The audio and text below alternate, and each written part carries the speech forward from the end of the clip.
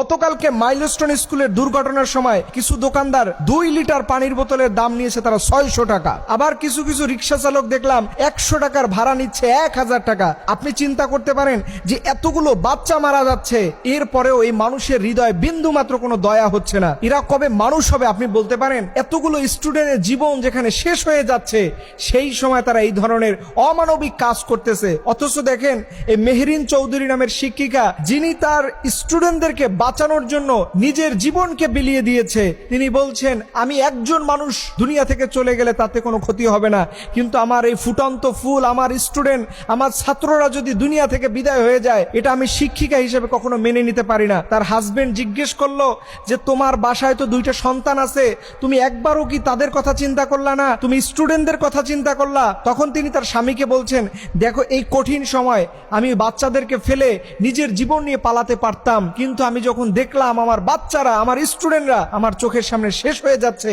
আমি ওই সময় নিজেকে ধরে রাখতে পারি নাই। এর জন্য আমি আমার বাচ্চাদের কথা তখন ভুলেই গিয়েছিলাম। এবং আপনি জেনে আরো অবাক হবেন, লেফটেন্যান্ট তৌকির ইসলাম, যিনি চাইলে একটা বোতাম টিপ দিলে নিজের জীবন সেফ জোনে নিয়ে যেতে পারত, চাইলে তার ফ্যামিলির কাছে ফিরে আসতে পারত, অথচ তিনি ভাবলেন যে আমি যদি এই মুহূর্তে বিমানটাকে রেখে চলে যাই, কোন জায়গায় পরে কত হাজার মানুষের জীবন চলে যাবে।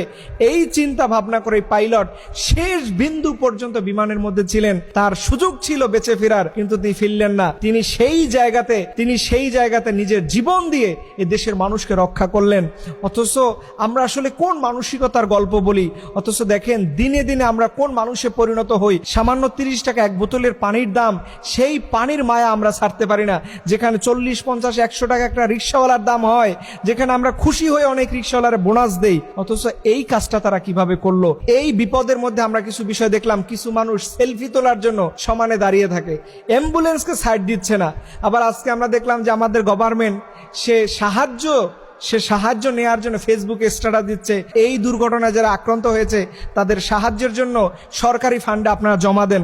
অথচ এই সরকার, ডক্টর ইউনূসের সরকার, গত কয়েকদিন আগে নিষিদ্ধ পল্লীতে 2 কোটি টাকার উপরে অনুদান দিয়েছে, তখন তার সাহায্যের দরকার হয় নাই। এই নিষিদ্ধ পল্লীতে তার টাকা দিতে ভালো লাগে, অথচ এরকম বাচ্চারা দুনিয়া থেকে বিদায় হয়ে যাচ্ছে, তাদের জন্য তার খয়রাত চাওয়া লাগে। এটা আমাদের জন্য অত্যন্ত দুর্ভাগ্য এবং লজ্জার যে ওনার মতো একজন মানুষ থাকার পরেও এই জাতীয় খয়রাত চাওয়ার অভ্যাস ওনার মধ্যে থেকে যায় না। একটা কথা মনে রাখবেন, সবার জীবনে সারা জীবন বিপদ আসবে না।